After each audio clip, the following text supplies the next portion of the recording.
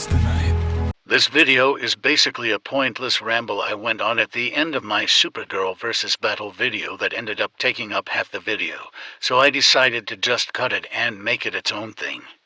Here's my pointless ramble on my adventure with Supergirl. Also, Jessica Cruz had a cameo and will be getting her own show. My Adventures with Green Lantern, so it seems like they might be making a new DC animated universe. Considering how heavily anime inspired it is, I hope they make it so Suicide Squad Isekai takes place in this universe. The only character to appear in both is Amanda, the Wall Waller, and they're similar enough you could easily say they're the same Amanda.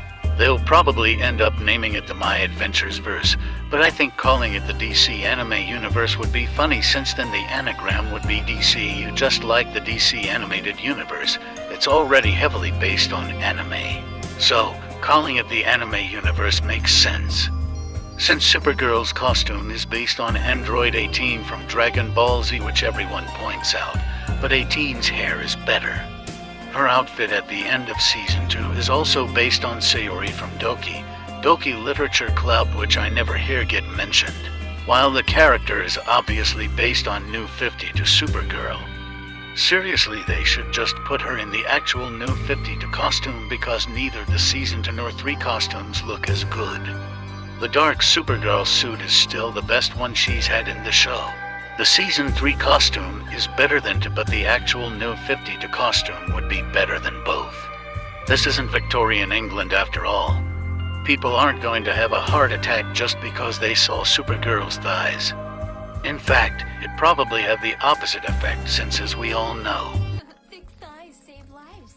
Anyway, the character's heavily inspired by multiple anime characters, most importantly King Arthur Pendragon from Fate.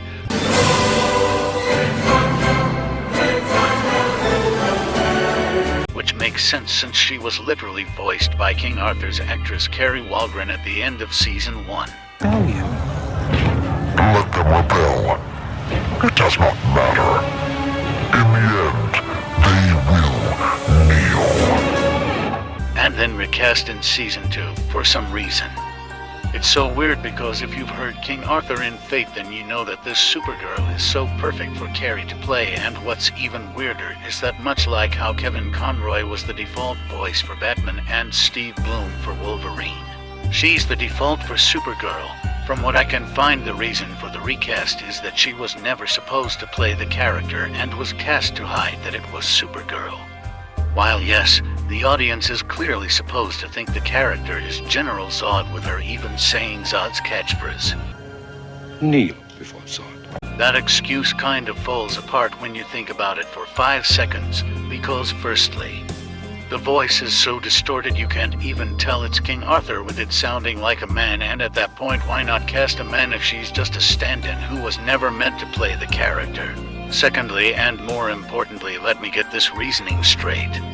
In order to hide that this character is Supergirl, they cast the actress that plays Supergirl in the majority of DC's animated projects.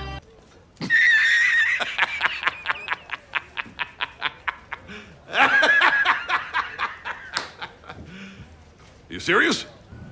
It's bullshit. It doesn't even make sense. Kiana Madeira also does the voice when Kara's in the armor in Season 2, so it's not like Carrie is the suit's voice changer like Zoom, Savitar, or Prometheus from the Arrowverse. She was just fully replaced. Also, she voices Martha Kent and young Superman in Season 1, and also comes back to play Martha in Season 2, but only at the end of the last episode, which is weird timing. While it's only circumstantial evidence, it really comes off like there was some behind-the-scenes falling out that only got fixed after they had recast and were too far into production to switch back.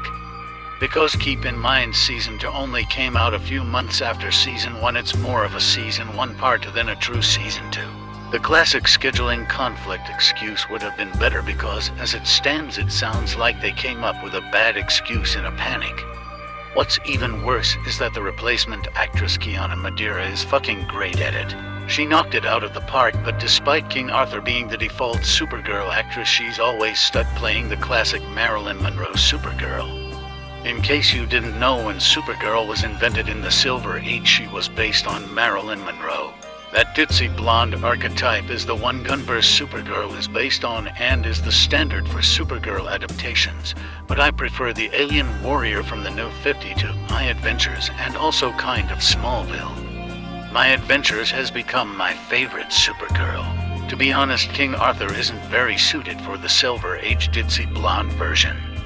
Jamie Markey and her Valley Girl voice would work way better for that type of character, but the alien warrior version, now that is perfect for King Arthur's voice.